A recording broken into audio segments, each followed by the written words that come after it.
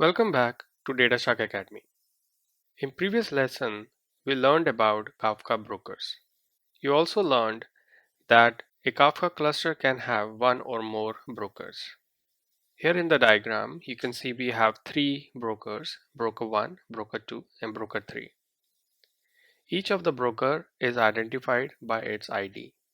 Inside a broker, you can have one or more Kafka topics. As you can see here, broker 1 has Kafka topic 1 and topic 2. Broker 3 has only Kafka topic 2 and broker 2 has Kafka topic 1. Alright. A Kafka topic is like a queue where data is coming from one end and read from another end. This is the basic storage unit inside a Kafka. Each topic must have a unique name, and that's how it's identified. Once the data is returned to a Kafka topic, it cannot be changed, meaning that the data is immutable. An update can be sent as a new message to the topic, but previously sent message is immutable and it cannot be changed. All these messages inside a topic are stored in the order in which they are sent in the topic partition.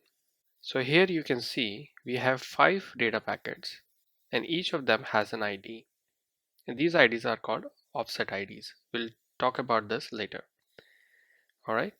So just to recap, a broker is a server inside Kafka cluster, and within a broker you can have one or more topics. Topics are the basic storage unit where the data packets are stored. Alright, and they are stored in the order in which they are received. But when you read, there is no guarantee of the ordering. When you are reading from multiple consumers, they will read in parallel, and so there's no guarantee of the order. Alright. So this is about Kafka topic. I'll see you in the next class.